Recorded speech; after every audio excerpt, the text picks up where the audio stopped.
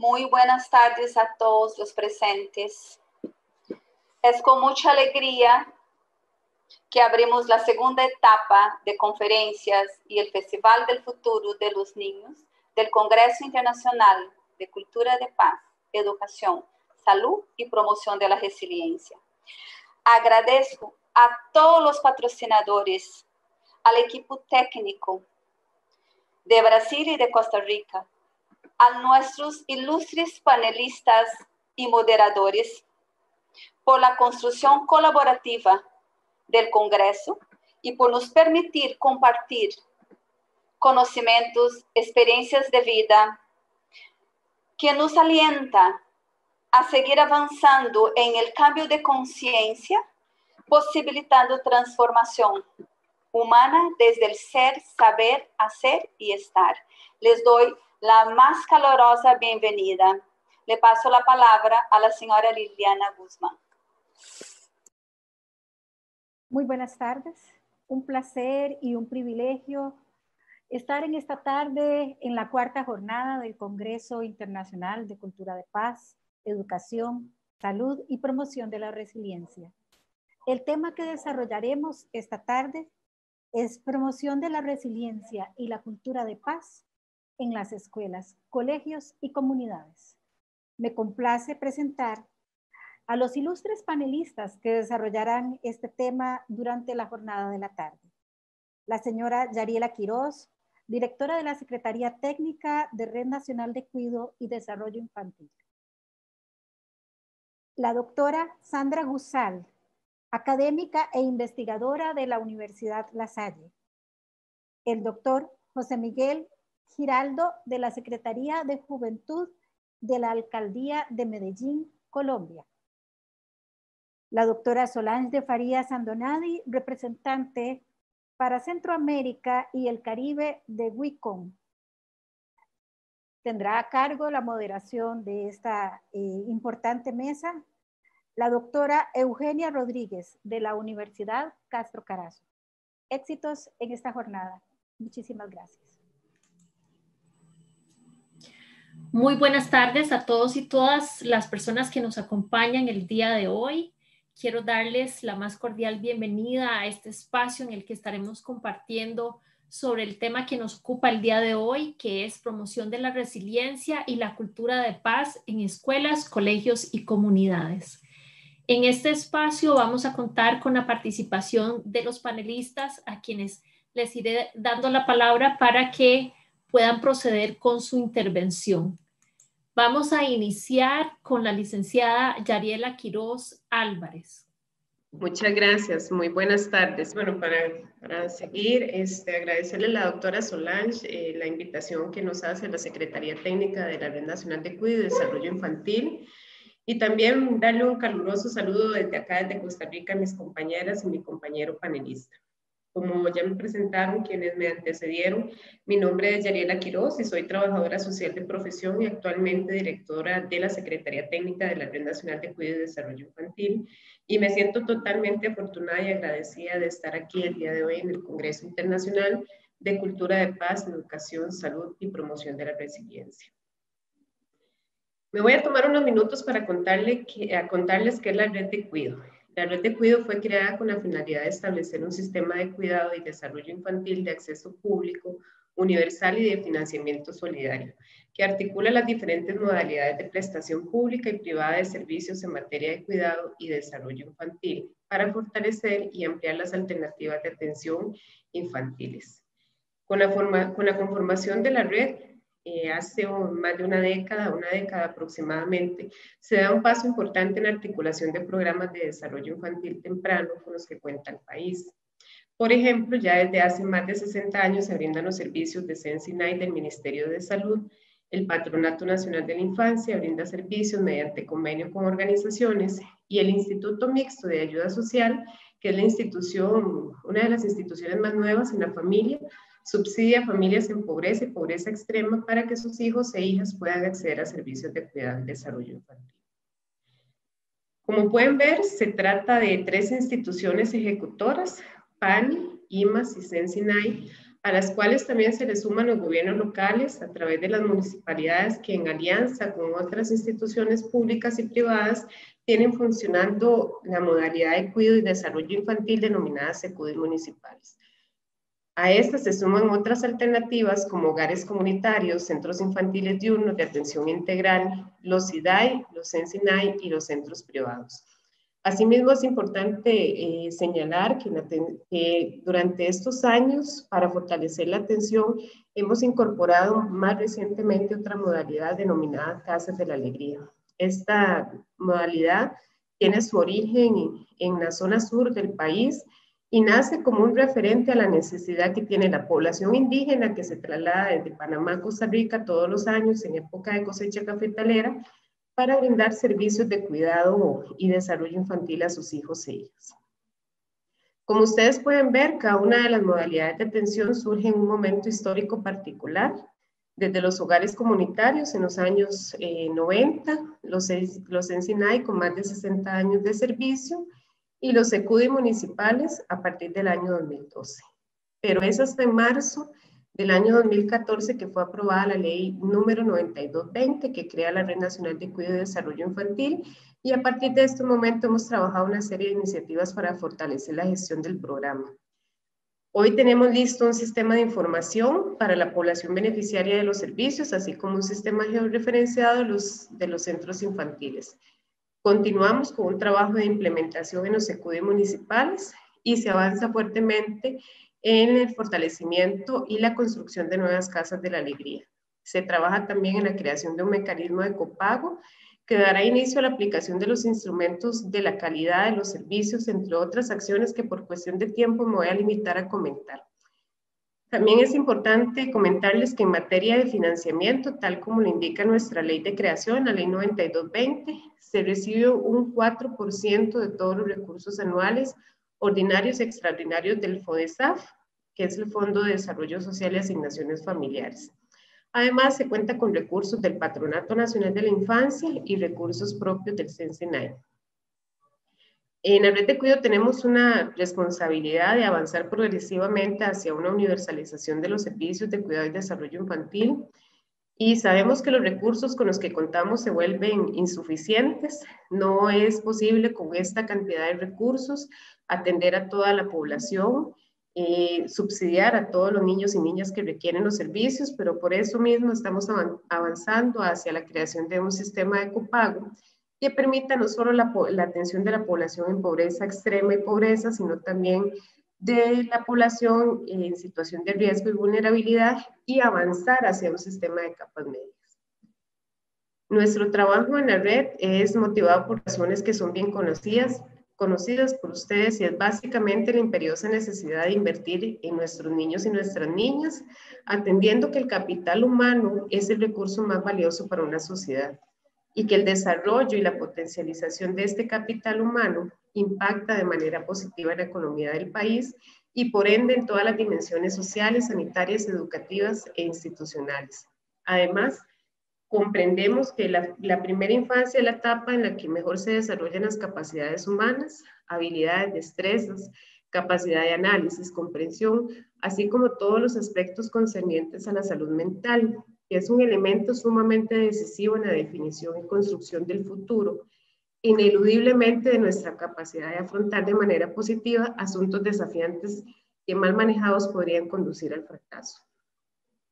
Invertir en primera infancia es invertir en desarrollo y constituye una de las inversiones con mayor impacto en el desarrollo del capital humano. La igualdad de los sexos, la desigualdad de los ingresos, la cohesión social y la reducción de la pobreza. Los programas de atención desde el nacimiento hasta los 5 años de edad son la inversión con mayor retorno, y el impacto es inclusive superior cuando están focalizados en familias más vulnerables, como lo hace Costa Rica con la red de cuidado.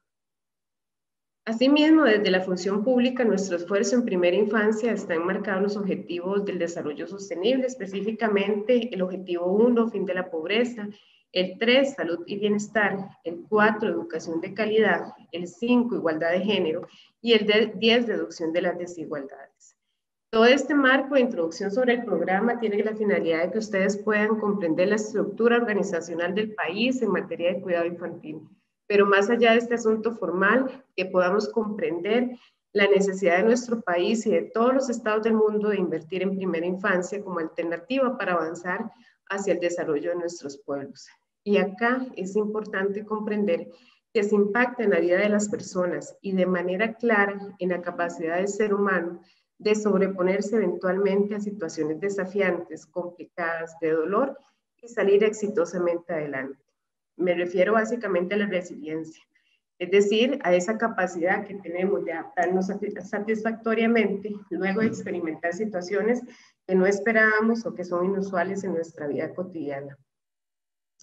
No todas las personas tienen esta característica y por eso la necesidad de fomentar programas de estimulación y desarrollo que refuerzan todos los aspectos esenciales en la construcción de la personalidad y los proyectos de nuestros niños y niñas, no postergándolos, sino enfrentándolos y aprendiendo que desde etapas tempranas se puede hacer un cambio positivo en la vida de ellos.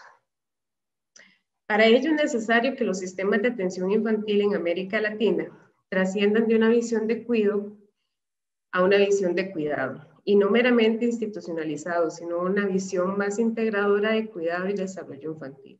No se trata de institucionalizar a un niño o una niña, o llevarlo diariamente a un centro de cuidado y que esté bajo la supervisión de una persona adulta. Se trata de trabajar todas las aristas del desarrollo infantil en el ámbito pedagógico, de salud y nutrición, de acercamiento con sus entornos más inmediatos, que son la familia, la comunidad, y el desarrollo de sus capacidades de socialización con sus pares.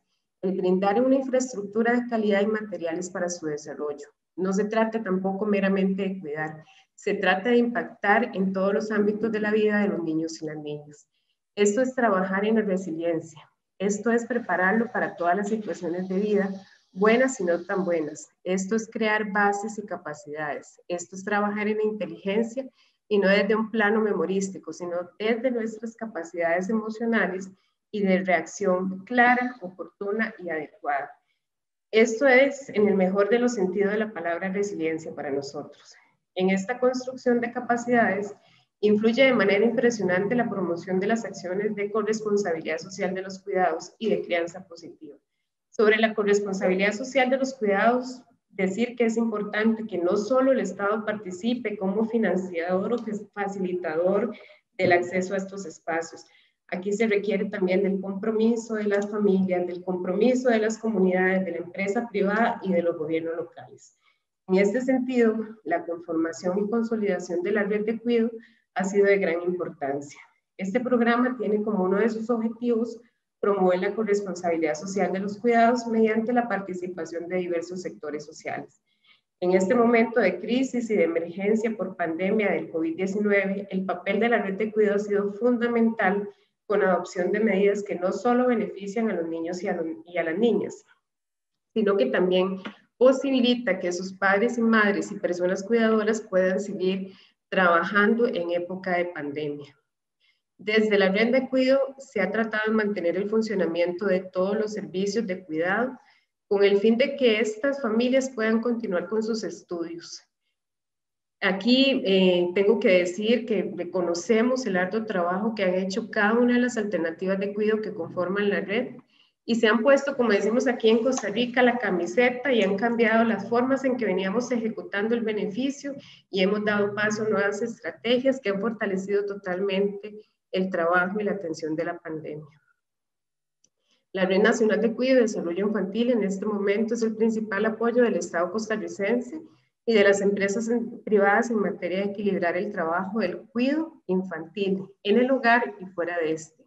Es fundamental que en momentos de pandemia no se recargue el trabajo en las mujeres únicamente.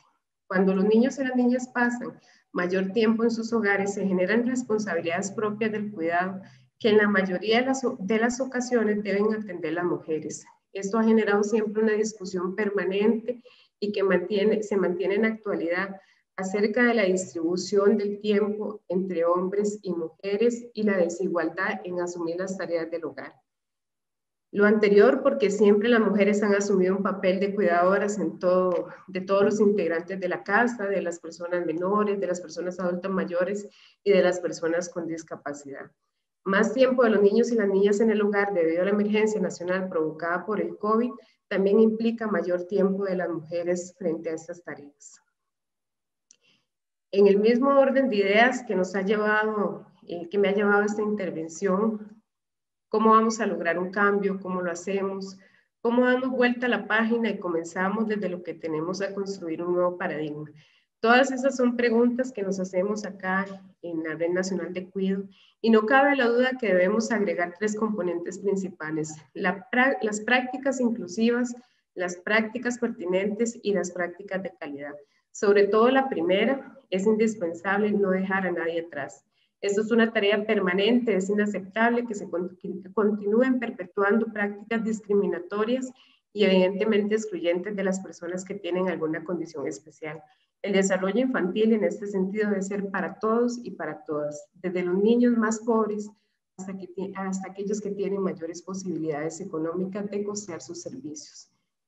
Sobre lo segundo, en todas nuestras acciones, desde la función pública hasta los entornos más privados, debemos actuar con pertinencia. En el momento claro e idóneo, es pertinente en ese sentido actuar con inmediatez ante situaciones que requieren una atención urgente.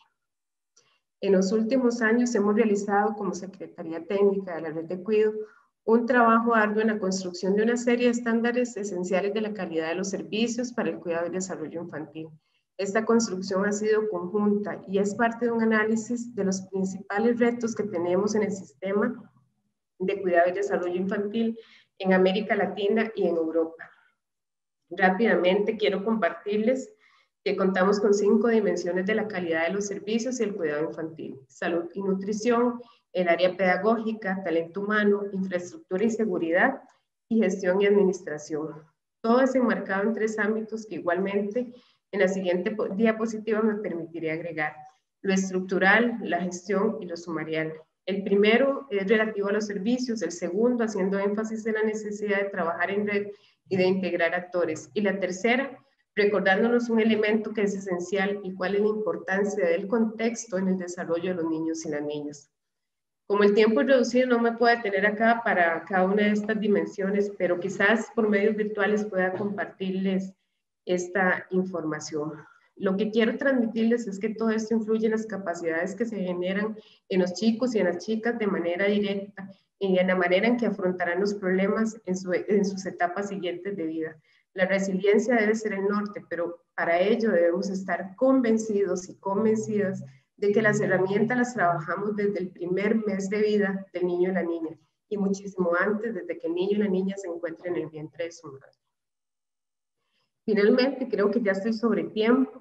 Para cerrar mi intervención, quiero contarles que todo esto que les he hablado hoy se traduce en acciones concretas, y una de las líneas que hemos estado desarrollando de la mano con cooperación internacional, específicamente con UNICEF Costa Rica, es el trabajo para la estrategia de comunicación para el desarrollo, que básicamente integra 3 aspectos claves: la estrategia de comunicación en redes sociales y canal de YouTube, que promueve la resiliencia y la cultura de paz. Se desarrolla material como audiolibros, banners y comunicados de prensa que ustedes podrán encontrar en nuestras redes sociales. Tenemos espacios dirigidos a la escucha social que hemos denominado "Lo estamos haciendo bien, pero lo podemos mejorar". Capacitaciones cortas a través de webinar y estudios sobre conocimientos, actitudes y prácticas de las familias en Costa Rica, que entre otros temas a investigar, incluirá la protección contra las diferentes formas de violencia y un aspecto importantísimo, la crianza positiva. Todo esto como parte de la construcción de una cultura de paz en Costa Rica, lo cual no es un hecho menor. La cultura no se deconstruye de la noche a la mañana. Sabemos que todo esto son acciones con las cuales los niños y las niñas necesitan que se promuevan para su desarrollo integral y que lo vamos a ver como un impacto a futuro. Les agradezco este espacio por la escucha de estos minutos, y a continuación les vamos a presentar uno de los ejemplos, un cuento corto, que son los que estamos compartiendo con nuestras familias en el territorio costarricense y fuera de nuestras fronteras en época de pandemia. Muchas gracias. Queremos agradecerle a la licenciada Yariela Quiroz Álvarez por su participación y haciendo una síntesis de algunas de las ideas tan valiosas que nos compartía en torno a la Red Nacional de Cuidado y Desarrollo Infantil. Vimos que esta red se dedica a trabajar con la población del nacimiento a los 12 años y que su norte es articular prestación de servicios en materia de cuidado y desarrollo infantil. Contiene diferentes alternativas como son los Sensinay, que fueron creados hace más de 60 años, los hogares de cuidado, los ECUDI, las casas de la alegría, ¿verdad? Y a su vez todo lo que realiza la red de cuidado y desarrollo infantil responde a su vez a los objetivos de desarrollo sostenible, y esto se articula para pasar de una visión de cuidado a una visión de cuidado que a la vez promueva el desarrollo integral de los niños y las niñas y la educación, de manera que podamos trabajar fuertemente en la resiliencia. Y bueno, rescato también lo que se menciona con respecto a las prácticas que se realizan, que son prácticas inclusivas, prácticas pertinentes, prácticas de calidad. Muchas gracias a la licenciada Yariela Quiroz por su participación. Vamos a darle el espacio ahora al doctor José Miguel Sánchez Giraldo, de la Secretaría de la Juventud de la Alcaldía de Medellín. Muy buenas tardes con todas y con todos. Quisiera solamente que me contaran alguien si me están escuchando para... Se le escucha perfectamente, José Miguel, bueno, gracias. Muchísimas gracias por invitarme. Me satisface mucho poder estar con ustedes y digamos, esta conversación en español y portugués. En tanto están vinculados Costa Rica y Brasil. Y vea usted la coincidencia, una buena parte de lo que voy a compartir acá es fruto de diálogos que pude compartir en casa de Francisco Gutiérrez y de Cruz Prado, mientras yo hacía mi tesis doctoral, y por allí nos visitaban Marcia y Leonardo Boff. Yo hice mi doctorado en la Universidad de La Salle, por lo tanto, digamos que me siento muy halagado.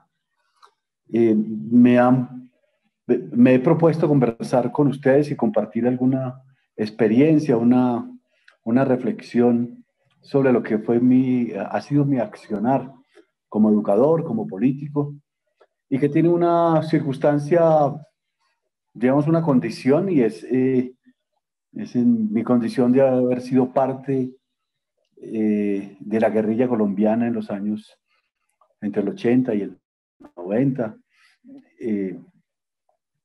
Por lo tanto, ser parte de la insurgencia armada del movimiento 19 de abril. Después haber participado en el proceso de la negociación, y obviamente, como todos nosotras y nosotros, firmantes de los acuerdos. Después desarrollar todo un proyecto pedagógico y político desde el movimiento estudiantil para la construcción y el desarrollo del pacto constituyente a través de todo un proceso constitucional que nos llevó a una nueva constitución que tenemos desde 1991, un nuevo pacto. Posteriormente, los desarrollos de los procesos de paz, las victorias tempranas, los fracasos estratégicos, etcétera, en este Macondo de Colombia, en ese Macondo garcía-marquiano. Entonces, voy a compartir algunas de mis reflexiones, esperando no pasarme mucho del tiempo, o no pasarme y dedicarme a los 10 minutos. Lo primero que diré es que nosotros fuimos una guerrilla extraña, porque pues, digamos, desde el momento en que nacimos nosotros propusimos que estábamos en armas para dialogar y que ese diálogo debería construir una paz de orden estructural. Por lo tanto, para nosotros y para nosotras antes como ahora, el diálogo es una expresión de una ética ciudadana provocada desde la compasión. Es compasión con otros, pero también con la pasión. Y nosotras entendemos la compasión como un diálogo que se traduce en una empatía, que reconoce, esto es fundamental, radicalmente, que todos los demás tienen el derecho a no sufrir. Este es un principio muy gandhiano. Ya también voy a estar conversando con Gandhi. Y digamos que permitir que otros no sufran es un acto de caridad, pero es más allá de la caridad cristiana, es una caridad con una ética ciudadana, con una ética humana, que como lo dice el Papa Francisco, la mejor caridad es reconocer en el otro un hablante igual a mí. Cuando yo reconozco en el otro un hablante, esa es la base del diálogo, de un diálogo de orden propositivo. Porque lo que en mi vida he podido constatar, en esta vida de una larguísima militancia, es que cuando el imperativo de superioridad moral, según el cual yo soy mejor que mi contradictor, ese es el inicio de la guerra y de la confrontación violenta. La guerra inicia cuando yo moralmente me planteo como superior, ¿sí? Y por lo tanto declaro al contradictor, lo convierto en un enemigo. ¿Cómo darle vuelta a eso desde una relación empática? Se produce cuando nos relacionamos con los demás con base en que somos todos de una naturaleza sintiente, que todos sentimos. Y cuando todos sentimos, entonces volvemos a recuperar esencias fundamentales del pensamiento griego, de la politeia, ¿sí?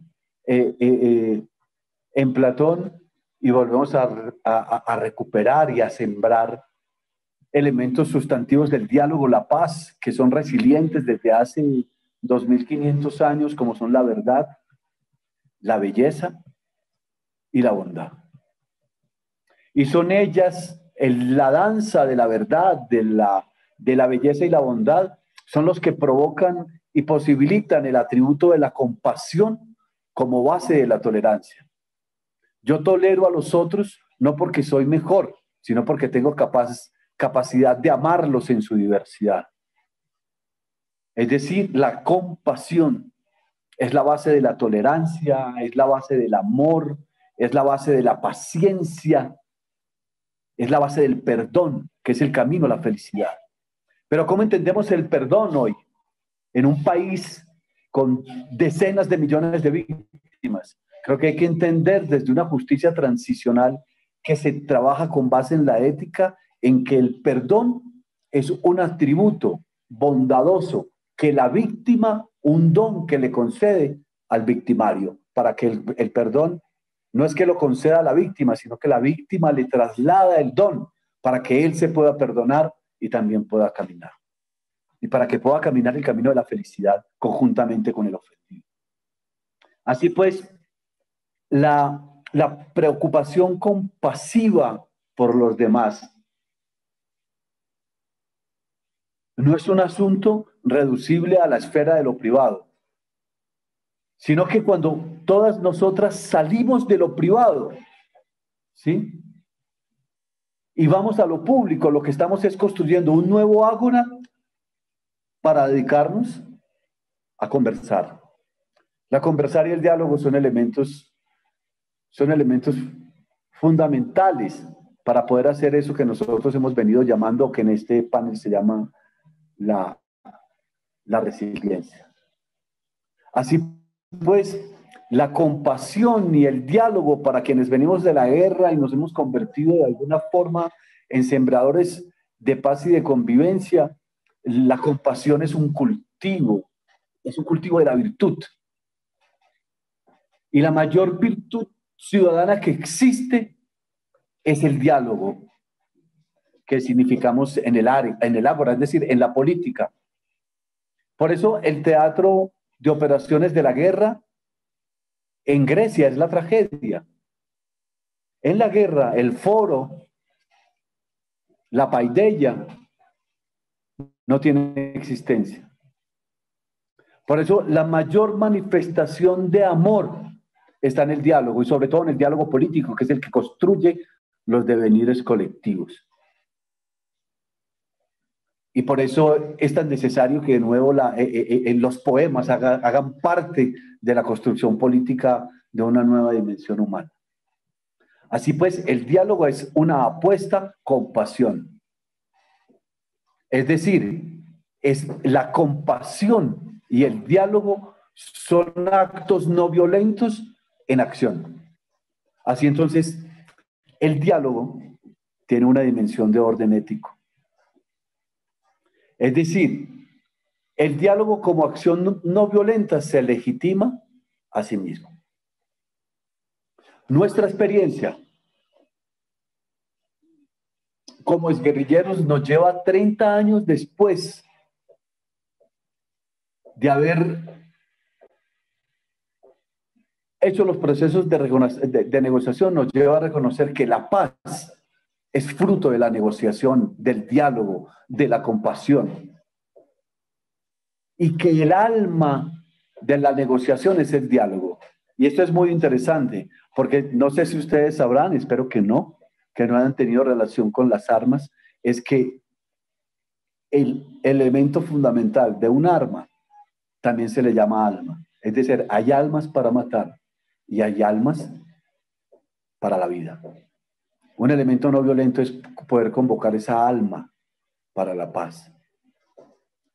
Así pues, para nosotros y nosotras, después de haber estado durante muchísimos años en la guerra, que generamos un proceso de negociación con el Estado, para nosotros,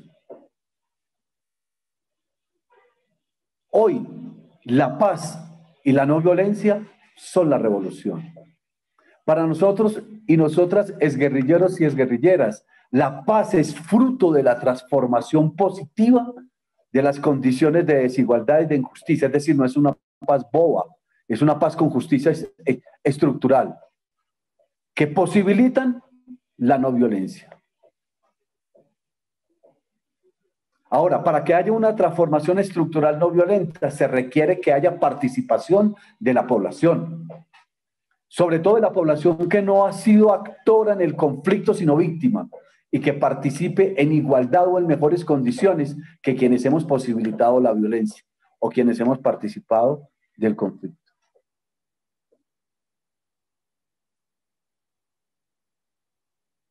Así, la violencia también se reconoce entonces como una expresión o como se expresa cultural y políticamente desde presupuestos que alimentan el racismo, la misoginia, la homofobia, la persecución al migrante, al distinto, al diferente, al de la sexualidad no hegemónica, al joven, al niño, al consumidor de drogas, al que vive en la calle.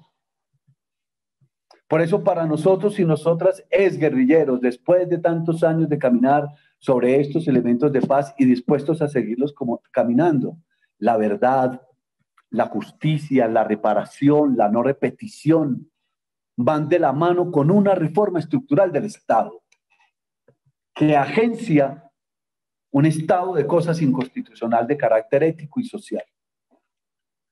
Y para que esa paz tenga sostenibilidad, para que esas paces que se firman puedan tener valor ético y político, se requiere de una política pública de participación, con un eje central de territorialización, con presupuestos, con evaluación, con veeduría y con gestión del conocimiento. Sin nueva gestión de conocimiento, no hay paz.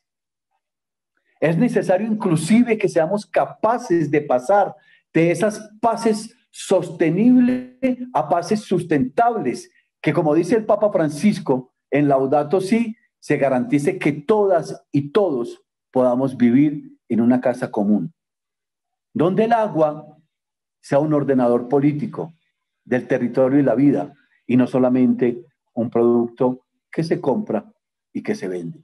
Es decir, el agua tiene que ser un derecho. Y la participación también debe ser un derecho. Para finalizar, la paz es fruto de la transformación positiva de las condiciones de desigualdad e injusticia. No solo es un deseo, es también un hecho material, en que la diferencia entre los que tienen más y los que tienen menos se acorte. Porque esas diferencias son las que potencian la violencia. Es decir, la diferencia entre los que tienen y lo tienen ya es un acto violento contra los que no tienen. Así pues, en este ejercicio de compasión no violento, pacífico y transformador, ameritamos una transformación estructural en que la participación de la población que no es actor del conflicto participe en igualdad de condiciones de quienes participamos en él. Aquí desde esta casa, desde Macondo, queremos una resiliencia desde la paz, desde la convivencia, para que los descendientes de Aureliano Buendía, como diría García Márquez, podamos tener en estas tierras una segunda oportunidad sobre la tierra. Bueno, muchas gracias a ustedes, muy amables. Aquí quedaré pendiente. Agradecemos muchísimo al doctor José Miguel Sánchez por su participación, contándonos las experiencias desde su tierra natal, Colombia, y cómo nos enfatizó en la importancia del diálogo para la construcción de la paz y de la compasión. El diálogo entendiéndolo como una expresión de la ética ciudadana a través de la compasión y como la máxima manifestación de amor, y cómo las personas tienen el derecho a no sufrir y a experimentar la empatía. Esto es una clara invitación a que seamos compasivos, a que practiquemos esto con las personas que nos rodean y a construir la paz desde una visión de la transformación positiva. Vamos ahora a darle el espacio a la doctora Solange de Faria Sandonavi, quien nos va a estar expresando su ponencia con respecto a la resiliencia. Yo quiero empezar a hablar un poquillo de resiliencia desde una frase de Boris Cyrulnik, que les voy a leer para hacer bien contextual a todos. Del libro de él, Patitos Feos. No seas más o menos resiliente, como si poseera un catálogo de cualidades. La inteligencia innata, la resistencia al dolor o la molécula del humor. La resiliencia es un proceso del devenir del niño que a fuerza de actos y de palabra incide su desarrollo en el medio y escribe su historia en la cultura. Partiendo de esta frase, podemos empezar a observar y a denotar y hacer pequeños cambios de percepciones y significado de la importancia que existe de la promoción de la resiliencia y de la cultura de paz desde la primera infancia. Porque sabemos, ¿verdad? Eso es una cosa general en el mundo, que existen muchos niños patitos feos en el mundo. Niños que tienen un hogar, pero están abandonados por sus propios padres. O que foram meramente abandonados já e não estão já com a família, e sim com o cuidado do Estado. Então, como trabalhar com a resiliência e a cultura de paz para desenvolver processos de transformação desde o ser, saber, hacer e estar, e conjugar con todo esto, la promoción de la cultura de paz y la resiliencia. Hay tres factores muy importantes dentro del proceso y el camino resiliente que a mí siempre me gusta puntuar, que es la creación, o sea, el trabajo que tenemos que hacer entre el vínculo de afecto que debe existir, que es un factor en el desarrollo del ser humano, la parte de seguridad y de protección. Entonces, esos tres factores son factores que desencadenan todo lo que el ser humano necesita en su desarrollo neurobiopsicosocial para poder crear vínculos o ampliar lo que son en todos los nichos de la sociedad, lo que es el apego, toda aquella familiaridad que vamos teniendo con estos vínculos, desde la familia, la escuela, las comunidades, que se va ampliando y que el ser humano necesita, y que es ese vínculo de afecto, ele acaba siendo lo que me gusta llamar como una herramienta de curación del alma humana, ¿verdad? Que donde todos podemos nos encontrar, como José Luis acaba de hablar, en el desarrollo de esa compasión, ¿no? La verdad, la bondad y la belleza de la vida, el del compartir y de mezclar todo esto, ir buscando estos caminos, que es el cuidado, ¿verdad? Esa ética de cuidado que tenemos que tener en el desarrollo de los niños. Entonces yo creo que el primer paso para desarrollar eso son todas las nuevas políticas que tenemos que tener en el mundo en relación a lo que tenemos sobre la promoción de la resiliencia y de la cultura de paz. ¿Y por qué trabajar con ambas, verdad? Porque están unidas en el desarrollo humano, en ese desarrollo neurobiopsicosocial. Cuando nosotros trabajamos, por ejemplo, con las 6 virtudes humanas, ¿verdad? La sabiduría, la justicia, el coraje, la moderación, la templanza y la humildad, ahí, dentro de esas 6 virtudes humanas que son universales, tenemos una gama de más de 24 aspectos psicológicos que desarrollamos, ¿verdad? Como la justicia, como el perdón, como el placer de aprender, como la belleza, como el gozo de crecer, de creer que la vida es muy importante. Entonces, toda esa junción de esto, inclusive uniendo esto con el manifiesto, por ejemplo, de la UNESCO, ¿verdad? Que trabaja con ser generoso, ser bondadoso, cultivar la paz, la no violencia, todo esto que la UNESCO trabaja, ¿verdad? Desde de la ONU. Nosotros tenemos una complementariedad de lo que son ese camino resiliente que tenemos que ir haciendo para hacer los cambios de conciencia dentro de la transición civilizatoria que el ser humano siempre la va a tener. Y las adversidades siempre van a existir.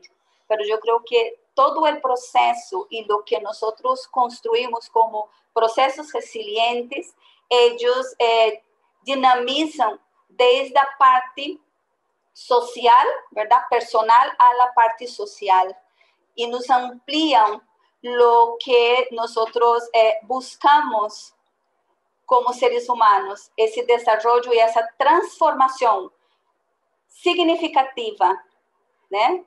Del ser, del saber, del hacer y del estar, todo lo que nosotros movemos para convivir con el otro y con los demás. La seguridad y la protección, ¿verdad? El confort y esos vínculos son factores primordiales que todos tenemos que poner atención al desarrollar lo que es la resiliencia desde la primera infancia. Y tenemos que cuidar también no solo lo que es el desarrollo de la primera infancia, pero también de las madres, ¿verdad? Que van a tener sus bebés, porque elas también necesitan seguridad para poder desarrollar todo eso.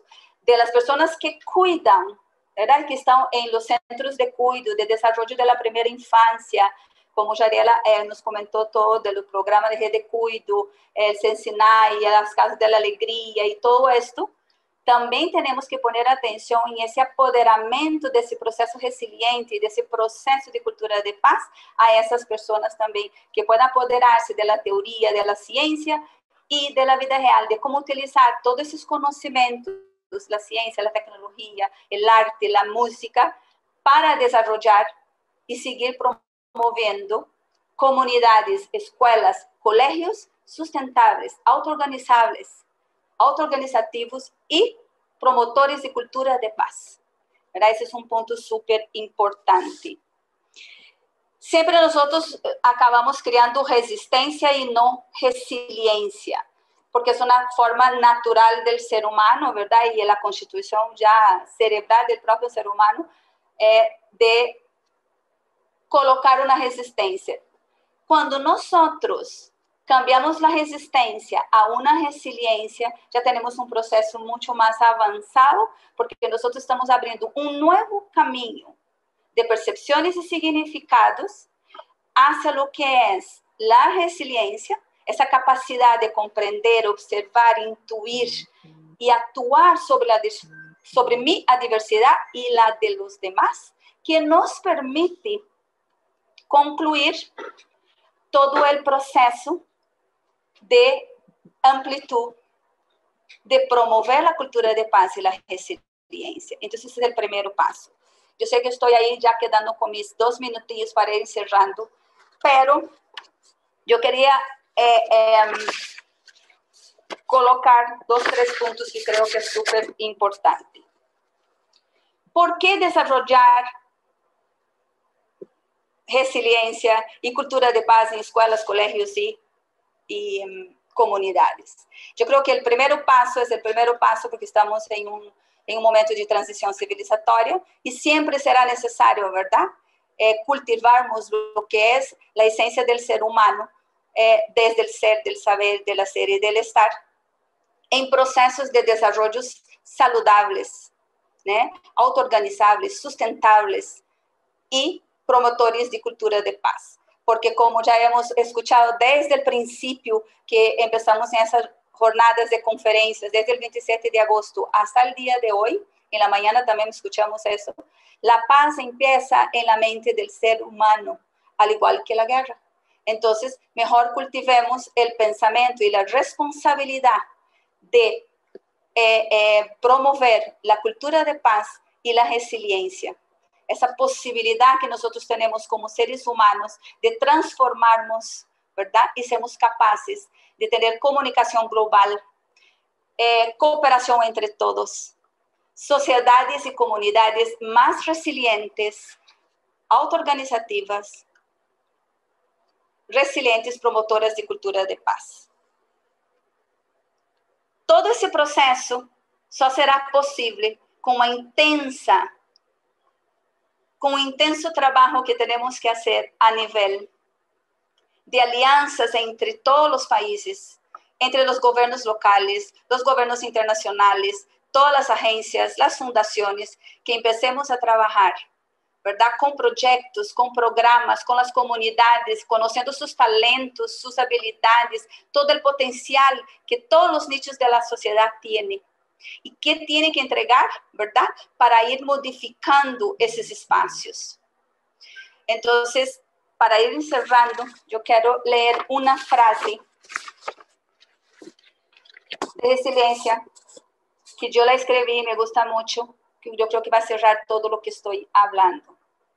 La resiliencia es un viaje en el interior humano que invita a cada individuo como ser único, especial en la unicidad, a apoderarse de sus potenciales, talentos, habilidades para enfrentar las adversidades de la vida de forma amable consigo mismo y con los demás. Muchas gracias.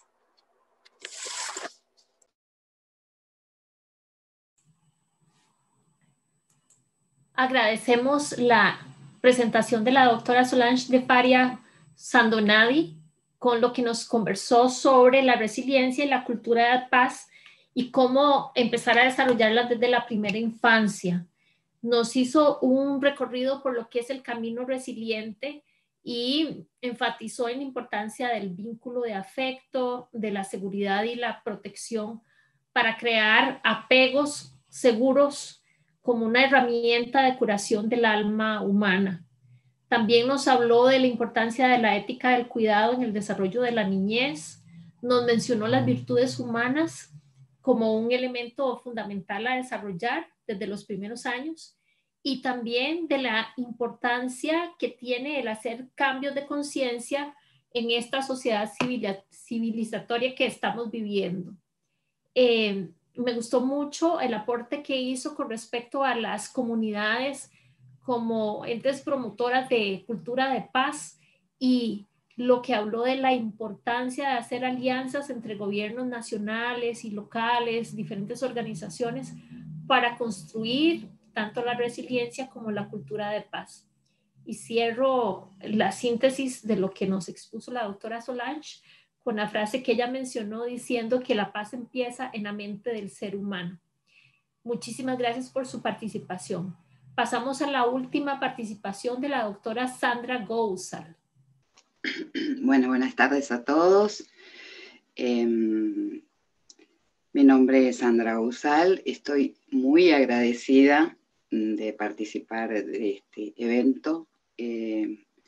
Estoy gratamente sorprendida por lo que he escuchado de los anteriores expositores y quiero contarles que trabajo como docente, soy docente en la Universidad de La Salle, lo cual me llena de mucho orgullo. Me he sentido muy cómoda con este tema de la resiliencia porque es algo apasionante, algo que desde lo personal me apasiona.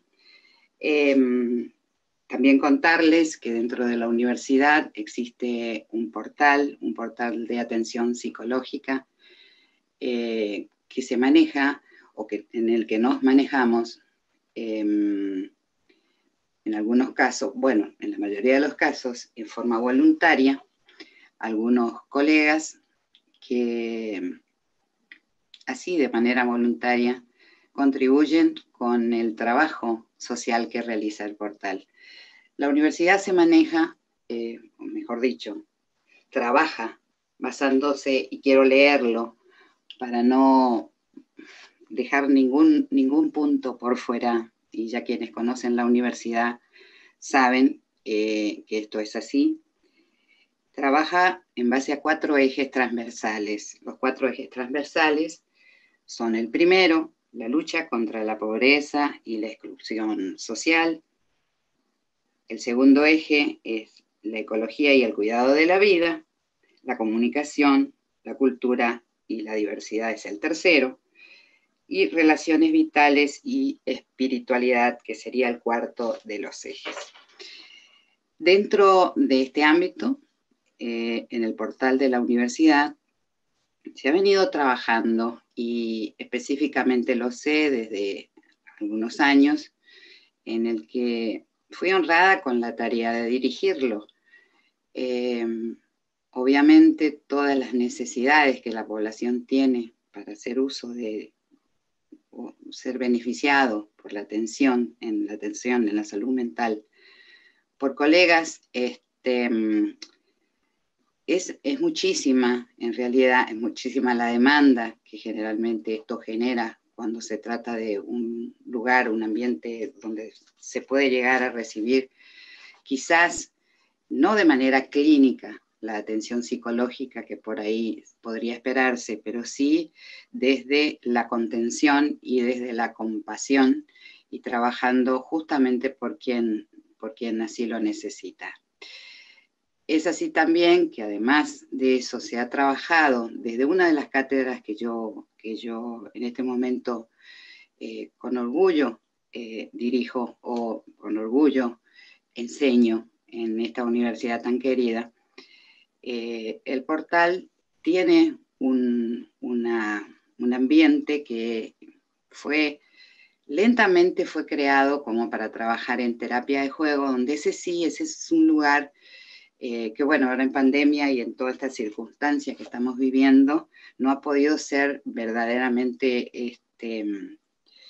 aprovechado, ¿verdad? Donde se ha recibido desde la solidaridad de nuestros estudiantes y de la gente que nos rodea mucho material como para poder allí trabajar y desarrollarnos en ese tipo de tareas. La terapia de juego, que es una de las herramientas que creo que para todos los temas que venimos tratando es algo súper valioso. O sea, el contenido de lo que es la terapia de juego, ya sabrán, puede llegar a contribuir con todo esto que hablamos de la resiliencia desde el principio de las ponencias. Bueno, primero quiero aclarar, o quiero centrarme en la definición que nos da la Real Academia Española con respecto a la resiliencia para a partir de ahí poder ir desglosando lo que yo pregono y lo que yo desde estos ejes transversales y dentro de las hermanas de transversalización, que quien conoce la universidad sabe que trabajamos cada uno de los años en cada uno de los cuatrimestres. Bueno, en varias oportunidades tuve la oportunidad de trabajar justamente este tema de la resiliencia en talleres destinados para los estudiantes de la universidad. Eso me llenó de mucho gozo porque cada vez que repetimos los talleres vuelvo a aprender acerca de este tema y me va dejando un poquito más de esto que me apasiona, que empezó como una curiosidad mía a raíz de, obviamente, las propias vivencias. Creo que a partir de ahí todos vamos interesándonos en diferentes temas. A mí me gustó mucho la resiliencia, porque hubo etapas de la vida en las que no entendía cómo lograba yo sobreponerme a ciertas cosas. Bien, hablar de resiliencia entonces es la capacidad humana, según dice la Real Academia, de asumir con flexibilidad situaciones límites y sobreponernos o sobreponerse a ellas. Y bueno, y en esto tenemos que hablar de flexibilidad y tener bien claro cómo son los resilientes o las personas resilientes. Las personas resilientes van a echar manos de esos recursos, hacer uso de todas esas fortalezas o las capacidades que, contrariamente a lo que el común de la gente entiende, las tenemos todos, nacemos con ellas y podemos ir desarrollándolas, pero eso por ahí la población en general o la gente común no lo sabe. Y ven a estas personas resilientes o que evolucionan de situaciones terribles, quizás, los ven como seres especiales y en realidad no lo es. Los resilientes también son capaces de hacerle frente a la hostilidad. Y vaya que sí tenemos países resilientes que lo ignoran, ¿verdad? No son inmunes al dolor. Obviamente, los resilientes de ninguna manera son inmunes al dolor. Duele y renacen. Y en esto, algunos factores que van a contribuir y que ayudan y que yo promuevo justamente desde las cátedras, justamente desde los talleres y justamente desde el portal y desde a donde pueda llegar. Me siento como un granito de arena en el mar, pequeñito que va intentando trabajar, porque también educo a mis hijos desde esa resiliencia, o intento que hagan carne de eso que yo he aprendido y que sigo aprendiendo, obviamente.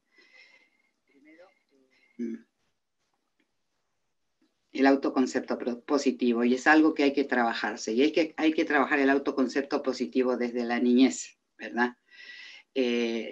Al no pegarse pegado o quedarse pegado a la autocompasión, es otro detalle que también, y yo creo que esto debería poder ser incorporado desde la base, desde las escuelas, porque en definitiva creo que salimos de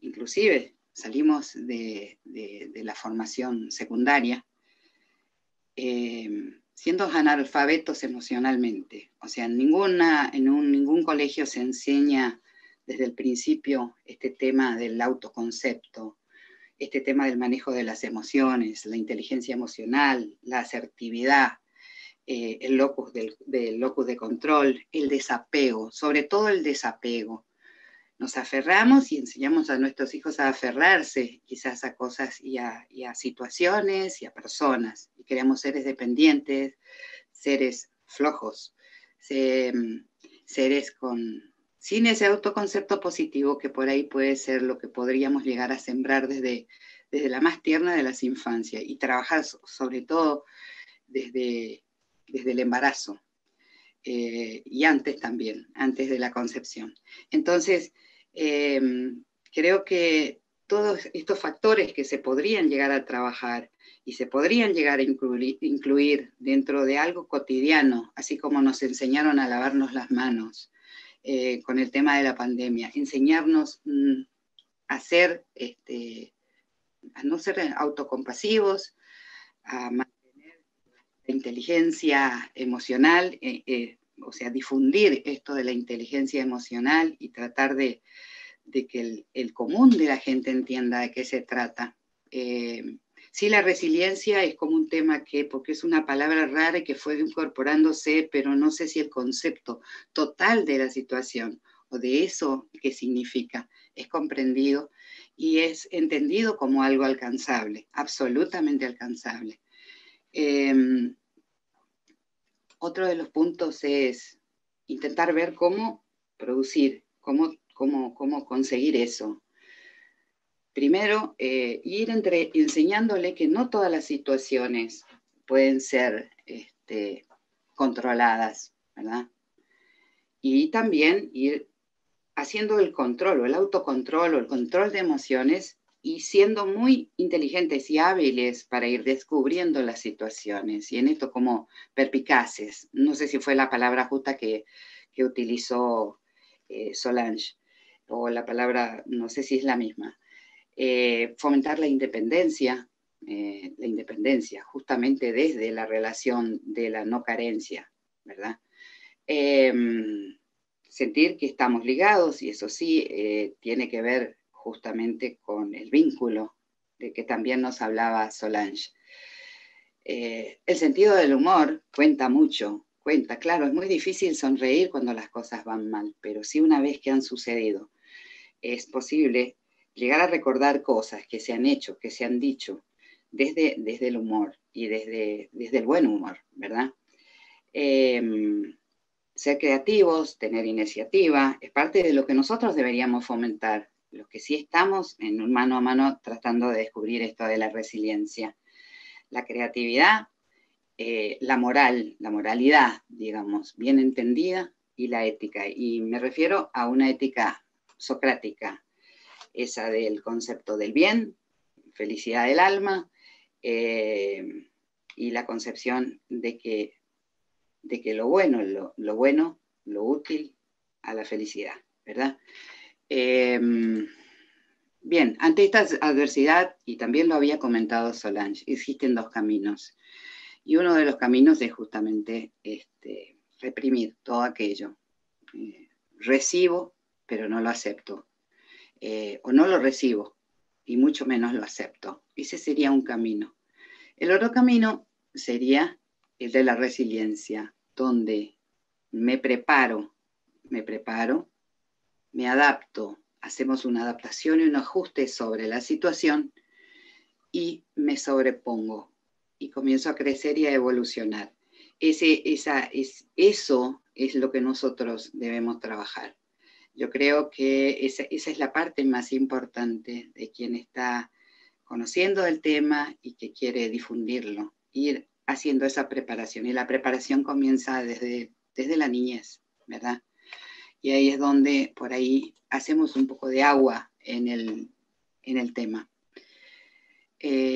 Lo primero es aceptar la realidad, y eso debemos enseñar. No tratar de abrirnos a la experiencia, como hablaba Carl Rogers, abrirnos a la experiencia, que puede ser buena, que puede ser mala, pero aceptarla. Adaptarme, hacer la adaptación. No me voy a enfocar solamente o centrarme solamente en lo que he perdido, sino en lo que aún tengo, o me voy reinventando con lo que aún tengo. Busco mis recursos, y sigo siendo lo más productivo que puedo. Me fortalezco, salgo fortalecido de esto y soy mejor persona. Vivo sin miedo, evoluciono de ese miedo hacia el amor, porque si me manejo desde el amor, las cosas suceden sin miedo. Y sobre todo aquella historia de don Víctor Frank, encontrarle el sentido a lo que estoy haciendo, encontrarle el sentido a la vida o a lo que estoy viviendo. Y bueno, para ir finalizando, a mí y a toda persona con quien tengo contacto, cuando me dicen o cuando formulan esa frase, pero yo quiero ser resiliente, Entonces voy enseñando por la vida que la vida no es un todo o nada, o no es del todo mala, y que sí hay momentos malos y que hay momentos buenos. Y son frases que me han ayudado mucho, no solo a nivel terapia con los pacientes, me han ayudado mucho a nivel familiar, me ha ayudado mucho dentro de la universidad, dentro del portal. Saber que somos capaces de cambiar nuestros hábitos y creencias y que a partir de eso podemos aprender acerca de esto y que la resiliencia la vamos desarrollando. Y conforme vamos avanzando, vamos experimentando y vamos evolucionando. Y es un constante, porque la vida no está quieta. Entonces, fundamentalmente eso, ver más allá del momento, de este momento, y comenzar a aprender que nada es totalmente positivo o negativo, cultivar amistades, cultivar relaciones buenas, relaciones sanas y abrirse fundamentalmente al cambio. Esto es más o menos el enfoque o la forma en que lo trabajo generalmente. Y bien, no sé cómo estoy con el tiempo, traté de resumir absolutamente todos los conceptos, todo lo que pudiera, no quería excederme y es eso lo que tenía para decirle y quedo abierta a cualquier consulta o a cualquier pregunta. Les agradezco mucho y bueno, estamos en contacto. Muchas gracias. Muchas gracias, doctora Sandra Gusal, por su exposición sobre la resiliencia y nos hizo todo un recorrido desde el concepto de resiliencia entendido como la capacidad humana para afrontar con flexibilidad las situaciones límites y sobreponerse a ellas. Y luego nos hizo también toda una recapitulación de las características que debe tener una persona resiliente y todo aquello que se puede trabajar desde los primeros años. Entonces, entre estas características teníamos hacerle frente a la hostilidad, tener un autoconcepto positivo, no quedarse pegado en autocompasión, ser asertivo, desapegarse de las cosas, entender que no todo puede ser controlado, trabajar el autocontrol emocional, trabajar la autonomía, los vínculos, fortalecerlos, el sentido del humor, en fin, toda una serie de características que usted nos describió ampliamente. Y cierro con dos frases que usted mencionó de autores que no son muy conocidos y que tienen que ver con la resiliencia. La primera de Carl Rogers, que habla sobre la importancia de abrirnos a la experiencia, ¿verdad? El querer experimentar, las ganas de experimentar cosas y el encontrarle sentido a la vida del doctor Viktor Frankl también, que esto nos lleva a ser resilientes en medio de las dificultades. Bueno, con esto hemos dado fin a la exposición de las 4 personas que nos comentaron sobre sus ponencias relacionadas con la resiliencia y este es el espacio en el que les vamos a invitar a que ustedes participen activamente a través del chat con las preguntas que quieran que nuestros panelistas nos respondan. Entonces, vamos a iniciar y abro esta pregunta a todos los panelistas y la persona que desee participar simplemente responde. Dado que el tema es la promoción de la resiliencia y la cultura de paz en escuelas, colegios y comunidades, y tomando en consideración la importancia de unirnos como comunidades, gobiernos locales, instituciones, gobiernos nacionales, ¿qué tipo de iniciativas podríamos desarrollar para trabajar en la misma línea, para estar todos en un mismo canal, en un mismo sentir, en la construcción de la resiliencia y la cultura de paz?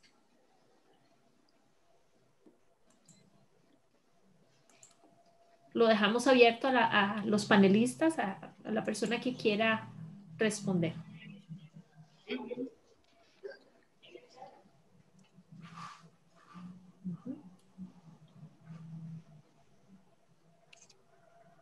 Bueno, si quieren,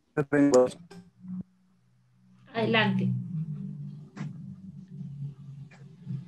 ¿aló? Se escucha, adelante. Bueno,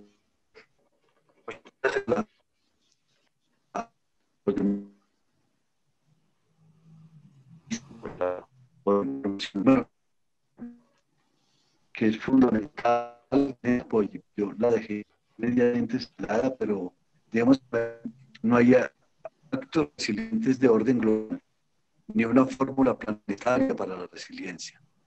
La resiliencia está amarrada a la memoria, está amarrada a la historia y de una manera, digamos, los conflictos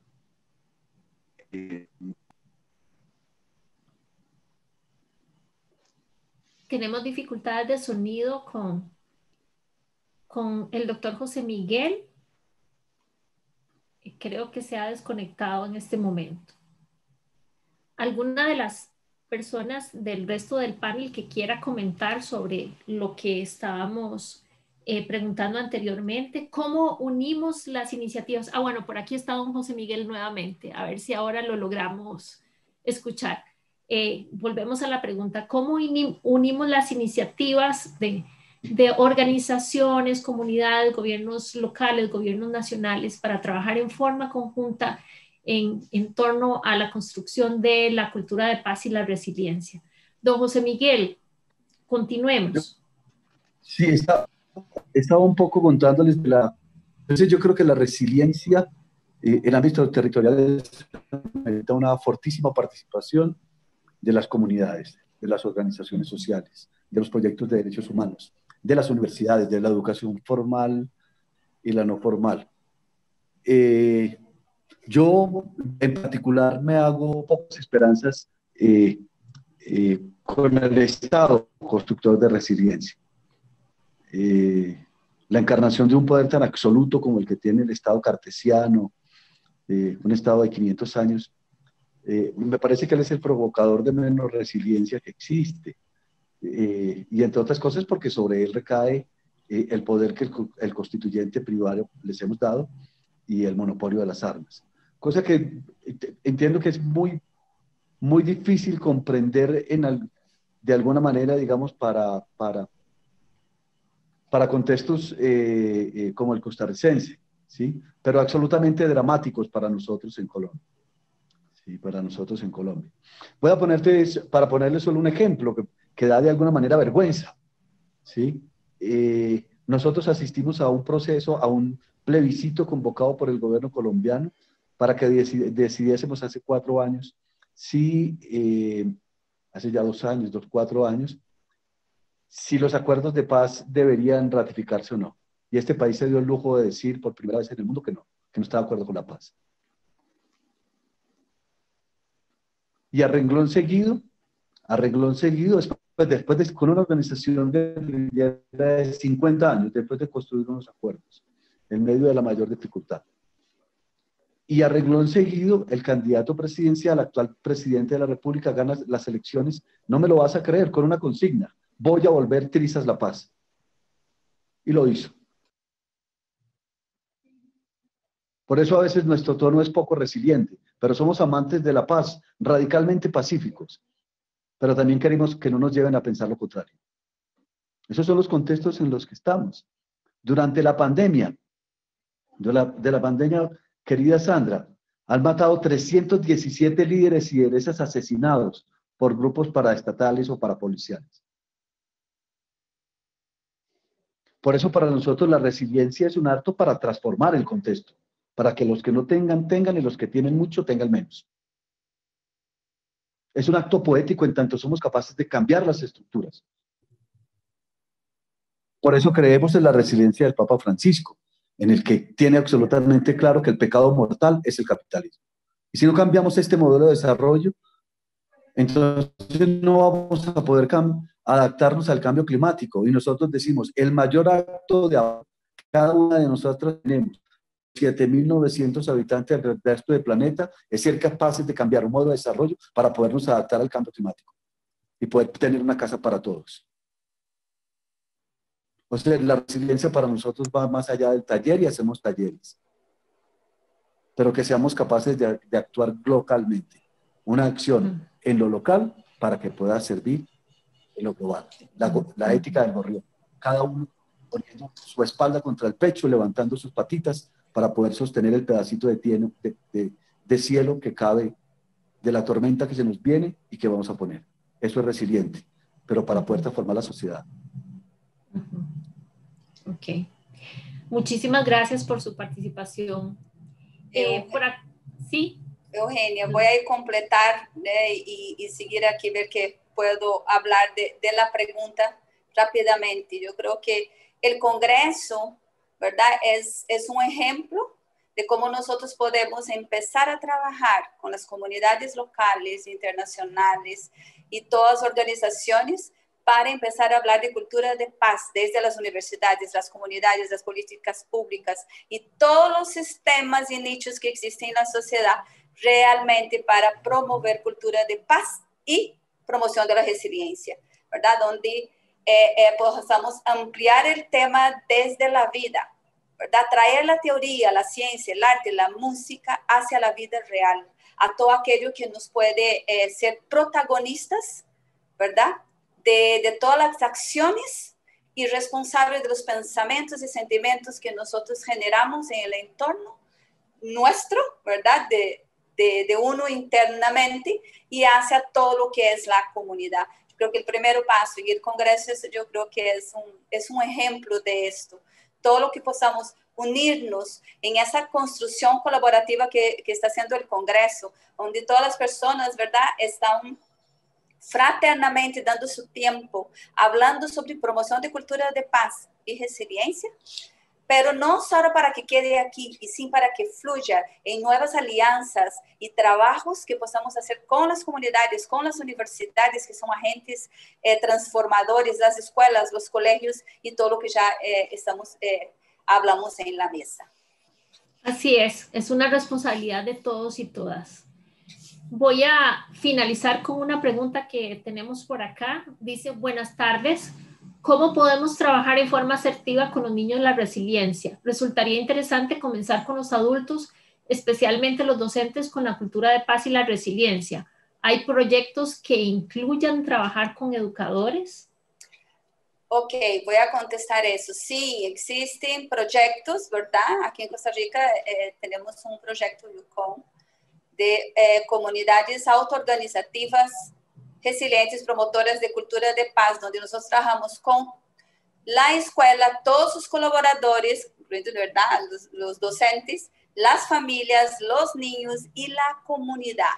O sea, está la escuela y a la parte de la escuela está el EVAES, está la iglesia, está el bombero, todos ellos llegan a reuniones también, que llamamos, en realidad llamamos de encuentros y no de capacitación del tema o hablar, porque en realidad tenemos que cambiar también el lenguaje cuando nosotros hablamos sobre promoción de resiliencia y de cultura de paz, ¿verdad? El ser humano ya es capaz, nosotros no nos unimos para capacitar a nadie, nos unimos para dialogar, para ampliar conocimientos, cambiar experiencias, significados y percepciones y hacer esa transición que tenemos que hacer como seres humanos, ¿verdad? Y en ese mundo que tenemos, en ese planeta que vivimos, en esa casa común, como dice Luis. Entonces yo creo que los proyectos y todo lo que se hagan tienen que hacerse en conjunto, desde el potencial que la comunidad tiene, el potencial de la comunidad escolar, el potencial de la comunidad colegial, de las universidades, de los gobiernos, de las instituciones y de todos los programas que existen. Esa unión entre todos, ¿verdad? Y esas alianzas es que promueve todo eso. Pero sí existe, nosotros como UCOM también tenemos ese proyecto que vamos a empezar si Dios quiere, a ampliar en todo Centroamérica y el Caribe, ¿verdad? Con toda una junción para irnos realmente trabajando y colocando en la vida real esta promoción, ¿verdad? De la ciencia, la teoría hacia la vida real. Bueno, queremos agradecer Quisiera profundamente. En la... Sí. Adelante. Un segundo solamente. Voy a intervenir como pedagogo, pero sobre todo como abuelo. Pero como abuelo aprendiente. Con mi nieta yo he ido aprendiendo, ¿sí? Que quienes tenemos que aprender de resiliencia desde los niños, el mundo adulto. Sí. La niñez es profundamente resiliente. Ajá. La niñez es capaz de reconstruir el acuerdo que les ha impedido seguir jugando y vuelven a la norma. Simplemente por una sanción social, porque romper la norma es cortar el camino a la felicidad del juego. Por lo tanto, la propedéutica nuestra debería estar en otra dimensión. Aprender a aprender la resiliencia de nuestra niñez, de nuestras nietas, de nuestros nietos. Por acá ponen un comentario muy lindo y es que la niñez nos enseña mucho, realmente es así. Bueno, yo quiero agradecerles profundamente a las personas que han estado participando de una manera activa el día de hoy. Quiero agradecer muy especialmente a los panelistas que nos acompañaron y también agradecer el espacio en el que he podido compartir con ustedes.